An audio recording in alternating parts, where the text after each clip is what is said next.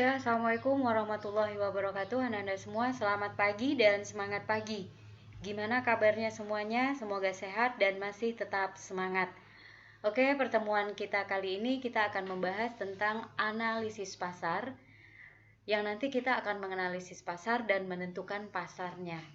Oke, jadi siap-siap, yuk kita lihat materi atau tujuan pembelajaran dan segala macamnya. Oke? Baiklah, tujuan pembelajaran kita kali ini adalah diharapkan setelah mempelajari ini, setelah membaca dari berbagai sumber, maka Ananda semua diharapkan dapat satu, menjelaskan pengertian pasar, yang kedua menjelaskan jenis-jenis pasar, yang ketiga menjelaskan unsur-unsur pasar, yang keempat memilih pasar, yang kelima melakukan analisa pemasaran.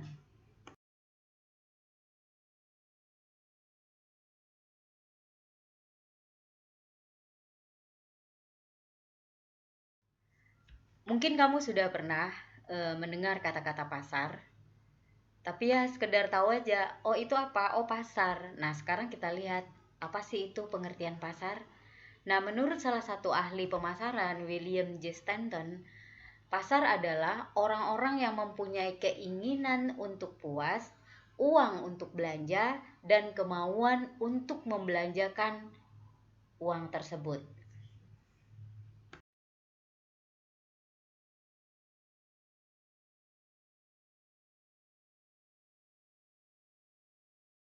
Dari pengertian pasar di atas, maka ada 3 unsur penting sebenarnya di dalam pasar. Yang pertama ada orang, yang kedua daya beli, yang ketiga kemauan. Orang di sini maksudnya orang dengan segala keinginan dan kebutuhannya.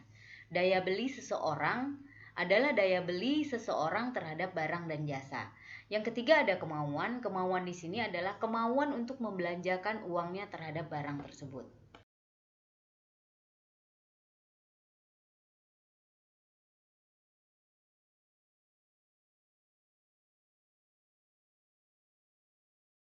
Nah, selain unsur yang 3 tadi, masih ada terdapat 8 unsur pemasaran.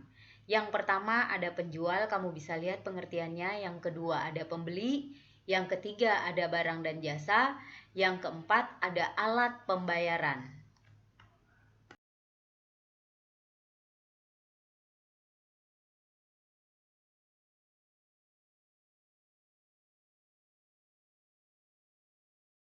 Unsur pasar yang kelima adalah ada tempat, yang keenam ada sistem pembayaran, yang ketujuh ada agen, yang kedelapan ada distributor. Jadi selain unsur 3 yang tadi, masih ada 8 unsur yang barusan Ibu sebutkan.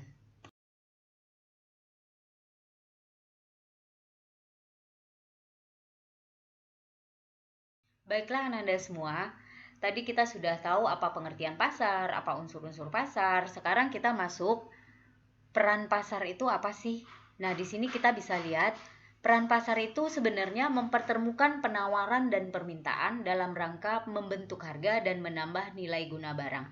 Maksudnya, mempertemukan penjual dan pembeli sehingga terjadi tawar-menawar, sehingga berpindah nanti barang kepada si pembeli yang bertambah nilai guna terhadap barang tersebut bagi pembeli.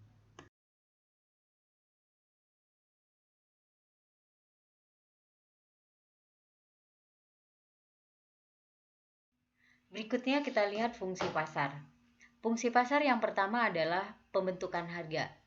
Yang kedua ada distribusi, yang ketiga ada promosi. Maksud dari pembentukan harga adalah pasar sebagai tempat menentukan harga atau nilai suatu barang. Sedangkan distribusi, pasar tempat untuk mendistribusikan barang. Yang ketiga promosi, pasar merupakan tempat yang paling cocok bagi para produsen untuk memperkenalkan barang-barangnya secara langsung. Nah, berbicara masalah barang, sekarang kita lihat fungsi ekonomis dari suatu barang. Yang dimaksud dengan fungsi ekonomis suatu barang di sini adalah bahwa untuk mendapatkan suatu barang yang langka atau terbatas, kita memerlukan sejumlah pengorbanan untuk mendapatkan barang tersebut. Yang pertama, menyalurkan barang dari produsen ke konsumen.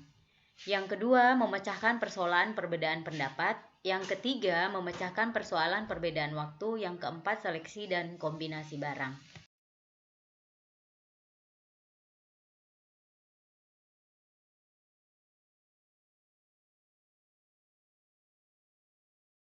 Sekarang kita masuk ke dalam macam-macam pasar. Ada yang namanya pasar konsumen, ada pasar produsen, ada pasar penjual, ada pasar pemerintah, dan pasar internasional. Nanti akan kita bahas satu-satu apa sih itu pasar konsumen.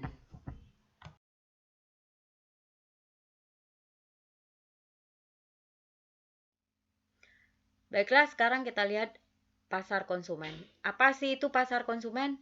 Pasar konsumen adalah sekelompok pembeli yang membeli barang-barang untuk dikonsumsi, bukan untuk dijual atau diproses lebih lanjut. Nah, barang-barang yang dijual di sini adalah barang-barang konsumen. Nanti akan kita lihat apa sih itu barang-barang konsumen dan jenis-jenisnya.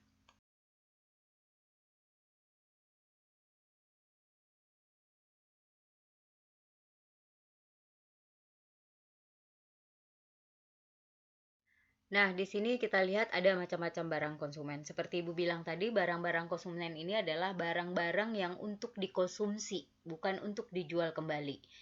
Nah, di sini ada jenis yang pertama yaitu convenience good. Convenience good itu barang yang banyak, praktis, dan ada nilainya rendah. Yang kedua ada shopping good, barang yang membutuhkan pertimbangan atau pemikiran si pembeli untuk membeli barang shopping tersebut. Yang berikutnya ada specialty good, barang yang jarang diproduksi dan sering dianggap barang mewah. Dan yang terakhir adalah barang unso good. Barang unso good ini barang yang belum dikenal atau sudah diketahui, namun orang nggak terpikir untuk membelinya. Salah satu contohnya yaitu kain kafan.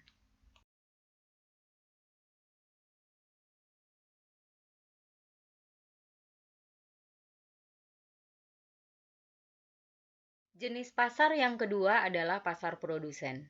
Pasar produsen ini adalah pasar yang memperdagangkan barang-barang produsen. Contohnya pasar untuk bahan baku. Misalnya bahan baku motor atau otomotif. Yang berikutnya ada komponen otomotif juga. Dan ada peralatan, misalnya peralatan-peralatan berat.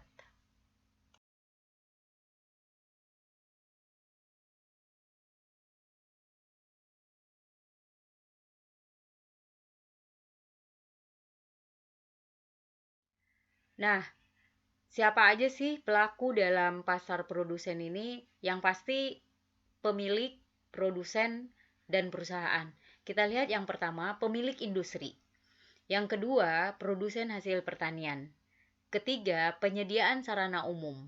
Yang keempat, perusahaan transportasi. Yang kelima, perusahaan pengolahan. Yang keenam, lembaga-lembaga non-profit. Yang berikutnya adalah perusahaan jasa.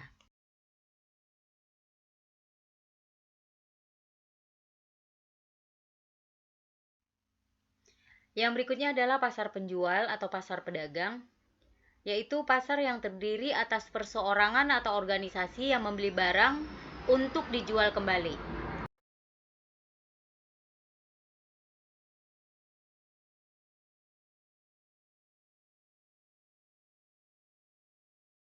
Yang berikutnya, yang keempat ada namanya pasar pemerintah.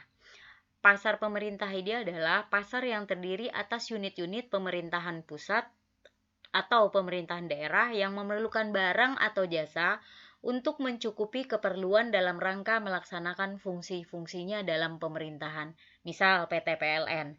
Nah, semua kantor pemerintah pasti butuh yang namanya listrik. Nah, di sini PLN adalah termasuk dalam pasar pemerintah.